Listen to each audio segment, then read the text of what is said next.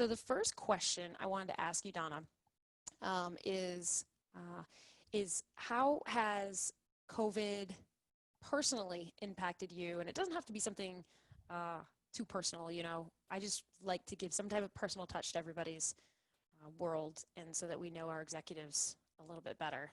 So I'm just Nice. curious, Donna, I was doing really well. I was on a diet and I was working out. I was doing so well, Donna. And now, thanks COVID, I'm like, what, Went 10 right down the pounds? drain. All of it, gone, gone. Do I feel like working out? Nah. Am I drinking too much? Yes. So I'm not saying you're any of that, but I'm just giving my example. JD, what's your example? The biggest example for me that COVID has shifted is that I have now realized how easy it was for me not to have to be in 12 meetings per day, and Ooh. that a lot of those meetings truly could have been emails. And I have been blasting that to the executive team. I've been blasting that to our, hey guys, a lot of the time wasters during the day when you're calling in, I need to meet with you for 30 minutes. Well, it could have actually been an email. And if there's some deafening questions, great. So that's it. Personally, to be honest, it has been very awkward not to have my seafood crush in my life every day, because it's hard to get seafood from the sea when we're dealing with a lot of issues with the supply chain right now. I So never thought of that. prices for crab legs have gone up in Dallas. They're already expensive, but I've seen, $26, $27 a pound in some places, and it's usually like $12.99 to $13.99. So for my Louisiana country self, I'm upset because I can't get decent price crab. Donna, what about you? Well, we don't get good seafood in No. general in Phoenix, Arizona. So I can't help you there. In fact, Donna, sometimes, because I live here too, sometimes somebody would be like, oh, you want to go to this really good sushi place? And I'm like, I don't know about that, folks. A Go little too ahead, far Donna. Must be inland for very that one. choosy when it comes to that. Very choosy. But yeah, it's been an interesting time. I think from the female perspective, the nails, the hair. I've seen Yes. both on the male and female side that the interesting hairdos that have taken place with the lack of our service folks out there being able to see us and maintain us. And then really, I have taken the time to do things around the house. At the beginning of the crisis, we were in the peak of the best season in Arizona. It was beautiful weather, so spent a lot of time out in the yard, doing Nice. gardening, that sort of thing. So I've taken advantage of it from that perspective. But yeah, the work aspect has been difficult. I'm much more apt to be in an office and being around people and supporting them. Being in your kitchen and having some meetings, a lot of email, trying to keep up with it all. It's really been a difficult process. Keeps you busy I think we're all getting more hours in the day, for Yeah. sure, trying to maintain and get those meetings in and then get your work done. But all in all, it's really been an easy transition. I think from a perspective of work, KnightSwift had been getting prepared just in general, having people have laptops, the ability to do some remote work when necessary. So our transition in general was pretty easy and pretty seamless. We all work together and great communication to keep things going. Nice. What has been the biggest operational impact for COVID that you and your team or KnightSwift has been facing? I had to face in the beginning. You guys are kind of getting used to it now. Sure. I think it's just everybody working remotely, getting set up, getting to that comfort level. I think everybody probably for the first week or so was a little, what am I doing? How does this work? Who do I reach out to? And very quickly, the leadership of the teams got together. We have ongoing meetings from an operations standpoint. I know from conversations that they were having, daily morning and afternoon meetings. We have tried to do happy hours with the team to continue to build that morale and keep everybody engaged and in the know of what's happening with the company. From a corporate side, I couldn't, you don't know what to imagine when things like this happen, but from a corporate side, our corporate leaders have put out videos minimum of once a week, many times early on, multiple Good times a job. week, just giving an update of what's happening with the company, what's happening financially, what the market's looking like, just really a great encouragement for the team. I, constantly encourage my team to go out and listen to them and stay informed. And it was just really a good feeling to know that we were still engaged from that perspective as well. Yeah. You have a lot of questions coming in, and those We of you do. on the call, definitely type your questions in like what JD has said. And we'll get to them in just a minute. I am curious. Okay, so Donna, in your world every day, your title is a VP of Logistics Systems, right? Correct. And so what does that mean? Does that mean you oversee only the logistics part of KnightSwift and obviously all the systems? So does that mean like your TMS? Yep, our TMS, we have really an end-to-end process for us. So I support from the EDI and data flowing into the system through to settlement and cash receipts from a customer.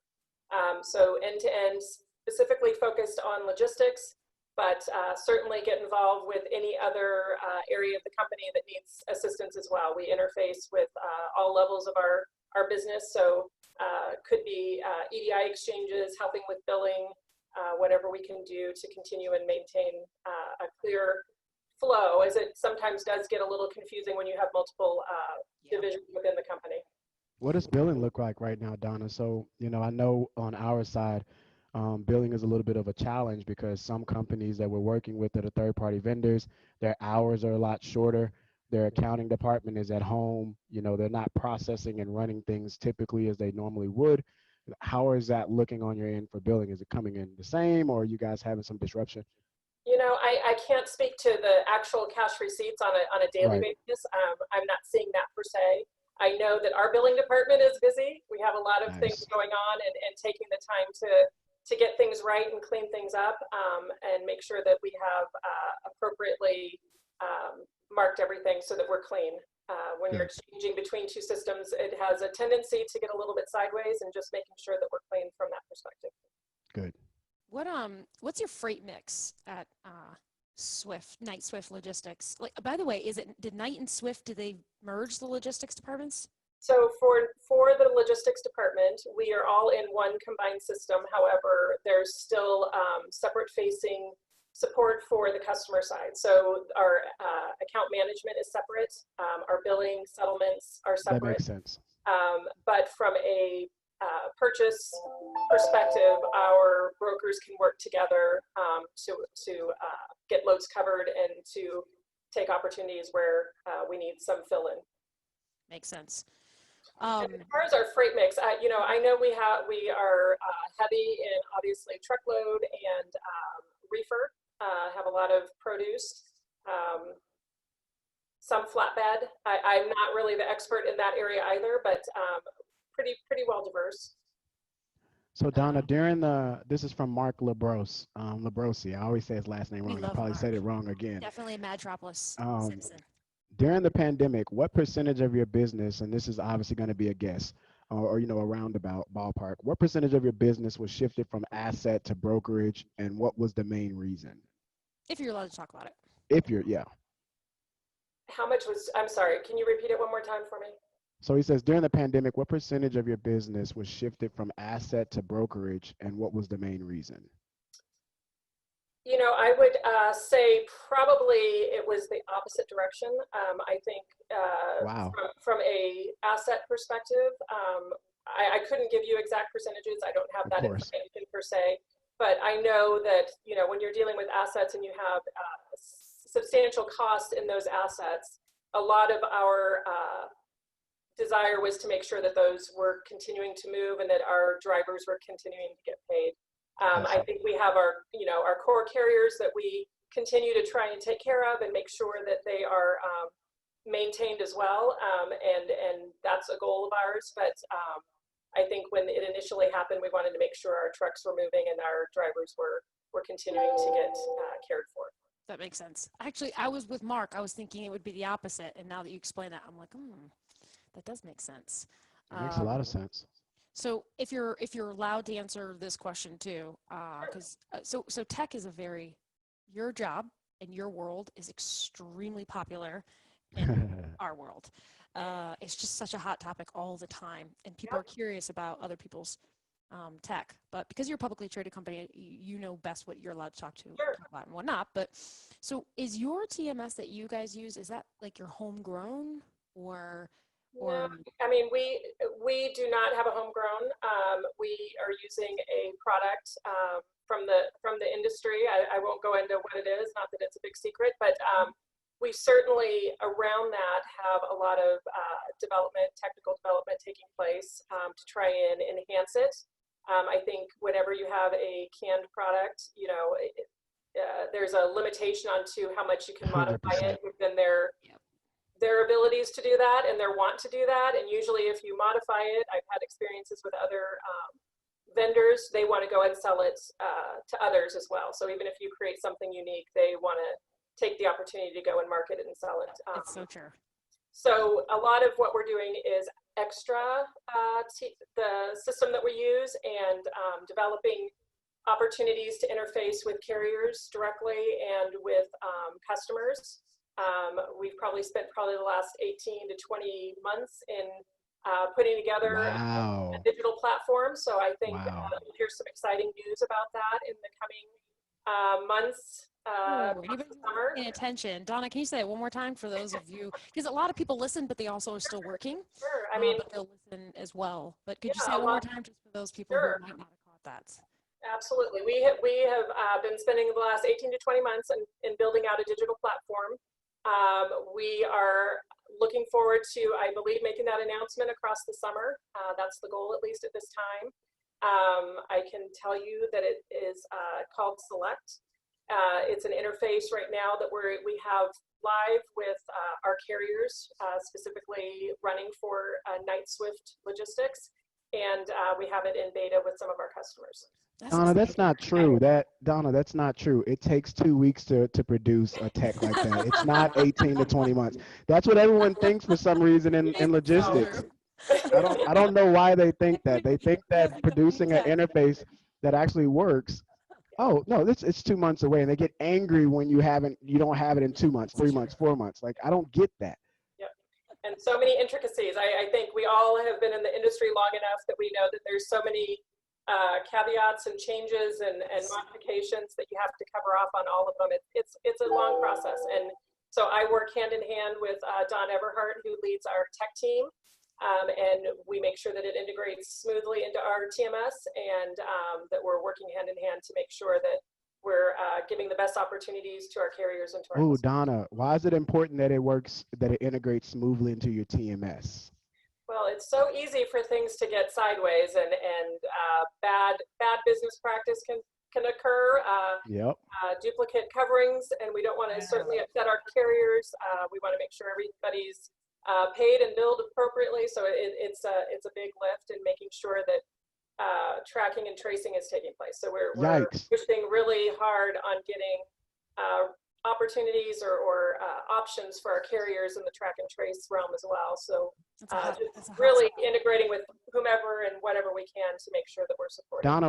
Donna, I forgot, and I apologize to our Madtropolis citizens. So Donna, we have freight nerds like us, and then we have people that are trying to become a freight nerd. So what is a TMS? What does it do? What does it help you with? So TMS is a transportation management system. It's literally a system where you enter your orders with all the details, customized for every customer. Every customer has their own unique rules, so we're making sure that we're able to support those. Nice. And then really getting it to a point where everything is ready to go for our transportation analysts to go out and find a carrier to move the load for us. We're doing a volume of business through that. And then ultimately it closes out. You have your tracking and tracing through the system, closes out the load, and we process the payables to the carriers and the billing to the customer. So it's an end-to-end process and just all in one system. Try and get it as clean as possible so that everything's flowing appropriately. Good question. Jared has a good question, which is, and it's up to you whether you want to answer. Remember, guys, that I have a feeling that Donna's dancing along this little line she's given us a little nugget of what's to come, but she's also trying to be careful of how much she discloses for many reasons. You But have so to Donna, be. just let us, yeah, she does. So just let us know when we're pushing too far. But Jared does have a good question. He said, how involved are the carriers in developing this system that works for them, which is a good question. It is a great question. And I probably would say we could have another call on that, but I can tell you, I know that the carriers have been very involved. Some core carriers participated. We've taken their feedback. We've made adjustments. Don's team is very agile focused, so adjust and move forward as changes are needed and warranted, and working closely with them to make sure that we have the best product possible. There's another really good that. question. Brendan Dawson, who's also a Mad Trapless. We love him. They call him the Dragon Slayer, Donna. We do call him the Uh-oh. Dragon Slayer. So Brendan is like me, very passionate about safety. But he has a good question, which is, will your platform be driver facing? If you don't know, we can just talk about it. I probably would say I would have to ask that question specifically. Okay, I love it. Oh, you guys. There's another question here, Donna, and I'm passionate about this because there are ladies on right now that you're obviously influencing. There are ladies that want to understand, and so Jess says, what's some of the challenges you faced as a woman in the podiumentary male industry, coupled with another question, because I think you can answer them both at the same time. How did you grow and achieve what you have in a transportation industry? Sure. So, it's an interesting question. I've had a lot of conversations with ladies, and I had one that was very adamant that she doesn't feel any sense of, being set back because she's a female. I think it's very much an industry of men, and I think it's all in how you present yourself. I feel like I was given every opportunity based on my skills and ability, and I'm thankful for the company that I've worked for. I'm thankful for those that have mentored me. I really entered Swift with zero knowledge of transportation. When I came on board, I was from an educational software background. Ironically, did very similar things, but in a very different industry that was probably more female dominated. And so I had great mentors that helped me, that saw when I was at a point where, not being challenged, not doing what probably my calling was, and to getting me directed into where I could be the most benefit. So, a lot of that is out of my control. It was really just having those people around me, and Swift and now KnightSwift have given me every opportunity. And I think it's up to us to take those opportunities and show ourselves. Good job, Donna. Walking in and putting in 8 hours isn't how you get promoted and get into other roles and move up the ladder. You've got to show that you're willing to do what you need to do, put in the hours. Good job. And go above and beyond. God, geez, that was a good answer. Good mom. And I've seen her working her way up through through the company, and it's fun. I love logistics and transportation in general, just because it is different every day, and there's new challenges, and you have to love that sort of environment to really thrive in it and to move So forward. Donna, you got another question here from Robert Bain. What have been some of the hurdles in combining KnightSwift from a technology and integration standpoint? Obviously, I'm not expecting you to give details, but just high executive level, what have been some of those struggles? I think, having been on the Swift side, I can speak to the fact that there was a little uneasiness. Not sure what was going to take place. I have had a really great experience. I think the team, I was part of the pre-transition team, so I got to know a lot of the players prior to the actual combination, and everybody was coming at from a standpoint of, we want to make everything better. And I think I had been in the logistics arm of Swift from really the beginning, that we started to really push at it.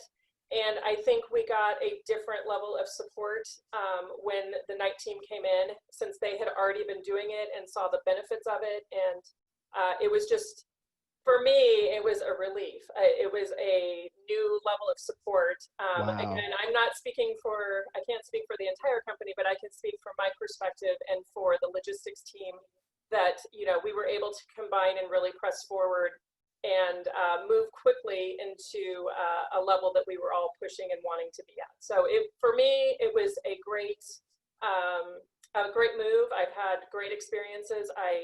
I'm very thankful for the company, and I would say that everybody on my team and in my group feels the same way, that through this pandemic, they have been fiscally responsible, and we, made it through without any layoffs or setbacks. And Good for you. It's really, I'll tell you, Donna, as an outsider, I was like, okay, this is two huge companies.